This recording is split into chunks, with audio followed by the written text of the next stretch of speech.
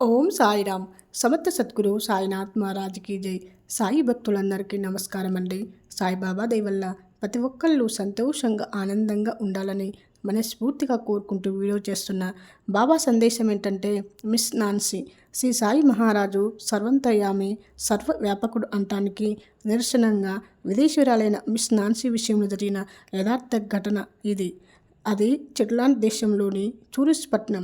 Miss Nancy అనే యువతి ఒక పెద్ద వ్యాపార సంస్థలో కంప్యూటర్ ఆపరేటర్. ఆమె ఎప్పుడూ భారతదేశం గురించి కానీ, షిరిడీ పుణ్యక్షేత్రం గురించి కానీ, బాబా గురించి కానీ వినలేదు. ఆ రోజు తన లంచ్ విరామం తలపరి తన కంప్యూటర్ స్క్రీన్ మీద కనిపించే బొమ్మను చూసి ఉలిక్కిపడింది. తలపాగా, గడ్డము, అభయహస్తము, ప్రేమానురాగాలు వర్షించి వెన్నెల లాంటి చూపు. కొంచెం చేపటికి తేరుకొని తన సహ ఉద్యోగాల్ని అడిగింది. ఆ బొమ్మ తన కంప్యూటర్లోకి ఎలా వచ్చిందని ఎవ్వరికీ ఏం తెలియదన్నారు.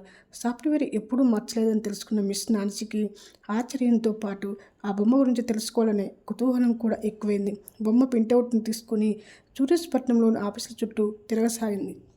సహజంగా దైవభక్తి గల నాన్సీ చిత్రపటాన్ని చూసినప్పటి నుండి ఏదో అనిర్వచమైన ఆనందంతో ఉక్కిరి బిక్కిరి అవుతుంది.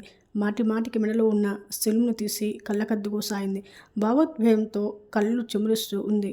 కొత్త అనుభూతి, ఆతృత, ఆనందం. తన అన్వేషణలో చివరిసారిగా ఒక భారతీయుడిని కలుసుకుంది. అతను ఒక ట్రావెల్ ఏజెంట్. అతను ఆఫీసులో నుండి 2.5 అడుగుల సాయిబాబా చిత్రపటం చూసిన కుమారి నాన్సీ ఆనందానికి అవధులు లేవు. అక్కడ సాయిబాబా గురించి, షిరిడీ పుణ్యక్షేత్రం గురించి క్షుణ్ణంగా తెలుసుకొని షిరిడీకి ప్రయాణమైంది. షిరిడీ చేరిన తదుపరి ప్రతిరోజు 4 హారతులకు వెళ్ళేది. కొన్ని గంటల పాటు సమాధి మందిరంలో గడిపేది. సాకార సద్గుణ రూపంలో తనకెదురుగా ఉన్న బాబాను చూసి భక్తి భావంతో పలికించేది. ఆనందంతో కళ్ళల్లో నీళ్లు నింపుకునేది. ద్వారకామాయిలో కూర్చొని ఇంగ్లీష్ కాపీ శ్రీ సాయి చరిత్ర పారాయణం మొదలుపెట్టింది. ఆ రోజు గురువారం. పారాయణం చేస్తూ ఎంతో అలసినట్లు అనిపించింది. రాత్రి 12 గంటలైంది. గురువారం పల్లకి ఉత్సవము, కోలాహలము సద్దుమణింది.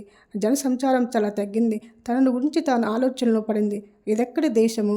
స్వదేశాన్ని, తన వాళ్ళందరినీ వదిలి ఇంత దూరం ఎలా వచ్చాను అనుకుంది. ప్రయాణపు బడలిక వలనో, వాతావరణ మార్పుల వలనో ఏదో ఒక రకమైన మానసిక, శారీరక బాధను గురవుతున్నట్లు అనిపించి ఆలోచిస్తూ ఊహల్లోనికి వెళ్ళింది. ఎవరి బాబా? ఎక్కడ షిరిడీ? మరెక్కడ చెట్లాండ్?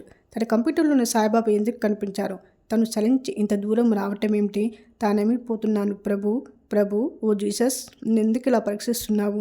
తండ్రి, చిన్నతనంలోనే తల్లిదండ్రులను కోల్పోయాను. ఉన్న ఆస్తిని దాయాదులు మోసం చేసి లాక్కున్నారు.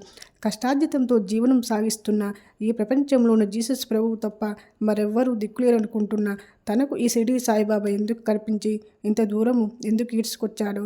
అసలు ఈ బాబా ఎవరు? తన జీవితంలో ఎందుకు ప్రవేశించాడు? తనకేమీ అర్థం కావటం లేదు. తానేమైపోతున్నది?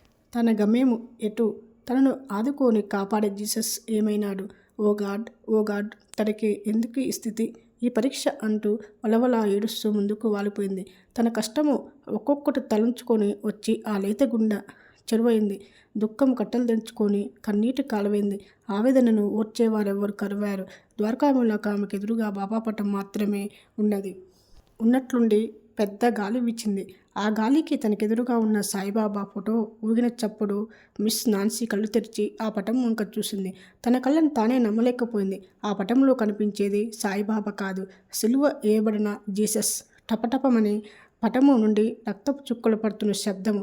అది కళ, నిజమా, లేక తన భ్రమ అని ఒక్క ఉదుటన లేచి ఆ పటం దగ్గరికి పరిగెత్తుకు వెళ్ళి గట్టిగా అద్దుకుంది. ప్రభు, ప్రభు, నా జీసస్, నువ్వేనా తండ్రి? నేనెంత గుడ్డిదానను? నువ్వు ఎక్కడ నా వెంటే ఉన్నావా తండ్రి? నిన్ను కనుగొనలేని అందురాలనయ్యానా అంటూ బావురుమంది. ప్రభువు దర్శనమైనందుకు అమిత ఆనందం పొందింది. ఆత్మ సాక్షాత్కారమైంది. ఉదయం తేలిక పడింది. చాలాసేపు కళ్ళు మూసుకొని పటానికి అత్తుకుని పోయింది. కొంచెం చేపటి తర్వాత తేరుకొని మరలా పటం వైపు చూసింది. సాయిబాబా నవ్వుతూ పలకరించినట్లు ఉంది. అంతా నేను, అందరూ నేను అన్నట్లుగా అనిపించింది. సాయిబాబా ఎవరో కుమారి నాన్సీకి అర్థమైంది.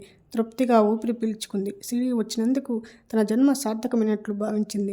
రాత్రి 2 గంటలు దాటింది. ఎక్కడో దూరంగా టేబుల్ రికార్డులో హారతి పాట సన్నగా వినిపించింది. సాయి దిగంబర సర్వహి వ్యాపకతు అంటూ ఈ కింది 2 ఏకాదశ సూక్తులను కూడా పై సంఘటన ద్వారా శ్రీ సాయి మహారాజు దృఢపరిచారు. ఆర్తులైననేమి, నిరుపేదలైననేమి ద్వారకామయి ప్రవేశ మునరించు తనే సుఖ సంపదలు గలవు. భౌతిక దేహాంతరం సైతం నేనే ఆప్తుండును. ఓం సాయిరామ్.